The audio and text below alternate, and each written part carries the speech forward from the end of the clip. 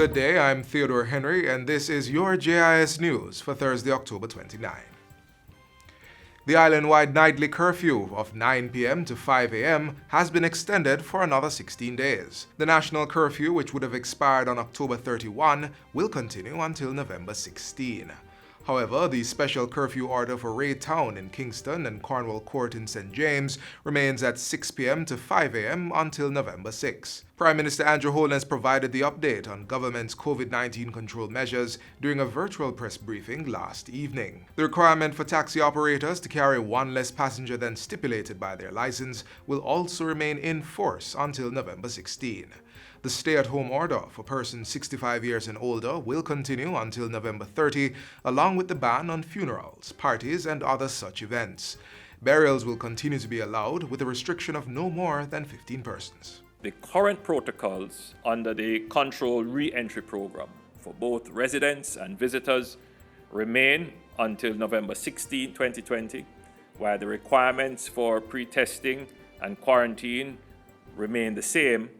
We are implementing various operational improvements to streamline the processing of arriving passengers at our airports. The Prime Minister stressed that the country was not yet out of danger, but said the measures were working to slow the spike in new COVID-19 cases. After the spike in August and September, our growth in new cases has been slowing down and our recovery is increasing, which has resulted in the number of active cases showing moderate and modest decline.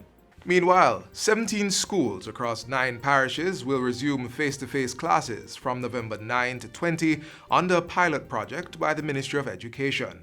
The news was announced by Education Minister Favour Williams during a press conference at Jamaica House yesterday. 12 of the participating schools are at the primary level and 5 at the secondary level. They are located in the parishes of Clarendon, Manchester, Portland, St. Anne, St. Elizabeth, St. James, Westmoreland, St. Thomas, and Trelawney. We will have the pilot for 2 weeks, starting on November 9 to the 20th. During the first few days, the ministry will be working with the schools and parents to ensure that the parents and students have the necessary information to prepare for the face-to-face opening come November 9. Minister Williams says more than 5,000 students are enrolled in the selected institutions, and she asserts that COVID-19 protocols will be strictly enforced at the schools. During that time, November 9 to 20, we will be assessing to determine how well this is working, whether schools are abiding by the protocols, and whether or not there are other emerging issues that we will need to take into consideration to inform future decisions. The Education Minister is urging principals at the schools to allow students to wear masks that may not match their uniforms while providing to those who don't have the personal protective item. She says the decision to resume face-to-face classes was informed by public health and other sound data on the risk profile for each school. The current blended learning approach being utilized by institutions is still available to all schools. The Jamaica Tertiary Education Commission says it has accomplished the development and implementation of 6 standardized operational practices at 10 teachers' colleges.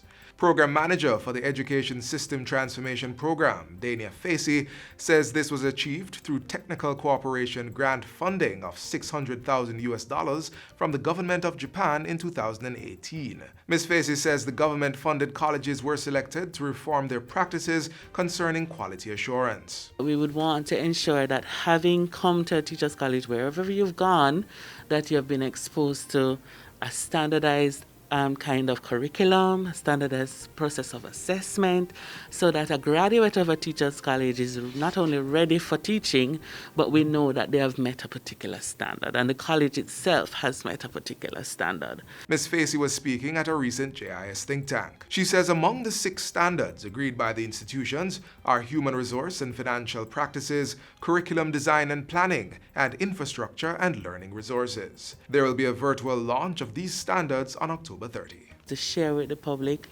the work that has been done and to educate the public, including the colleges, about these standards and how they will be expected to adopt them in reforming their colleges. You can join us on any of the Ministry of Education social media platforms.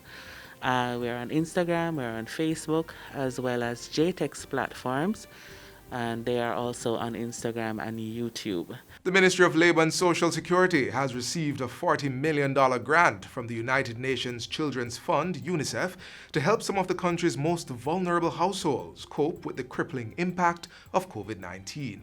Portfolio Minister Carl Samuda signed the grant agreement yesterday during a courtesy call with UNICEF's resident representative, Mario Kagashima, and other officials at his ministry. The grant will cover cash transfer payments under the Program of Advancement through Health and Education, PATH. Approximately 2,700 families with children with disabilities, as well as pregnant and lactating women, are to benefit from the support. Care packages will be provided to 1,000 families with disabilities who are registered with the Jamaica Council for Persons with Disabilities, PATH, and the Early Stimulation Program.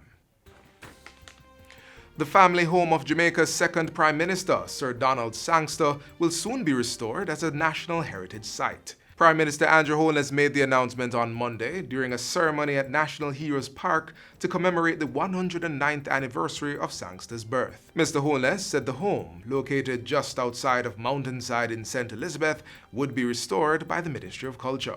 This will be done under the Jamaica 60 legacy projects. Jamaica 60 being just around the road. And so, Minister Grange, I know you have extensive plans to celebrate Jamaica 60. Donald Sangster was appointed Prime Minister of Jamaica on February 22, 1967, while simultaneously retaining the posts of Minister of Finance and Defense. He only served in that role for 7 weeks before his untimely death, but over the course of his career, he distinguished himself as an outstanding leader who advanced Jamaica's visibility in the international arena.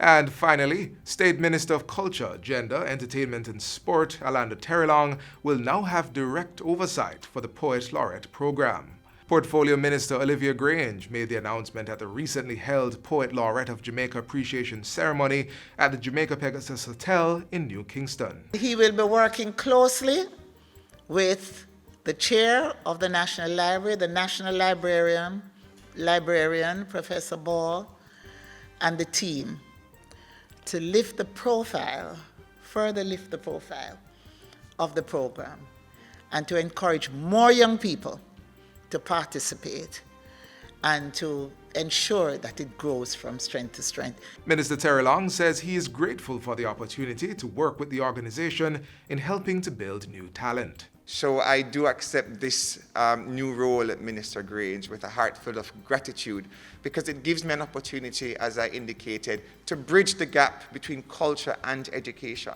What is culture if not to educate the youth of our nation? The Poet Laureate of Jamaica program is a joint initiative of the National Library of Jamaica and the Entertainment Advisory Board. Once selected, the Poet Laureate is expected to celebrate and propel Jamaican poetry to new heights. And that's it for JIS News Today. I'm Theodore Henry. Thanks for watching.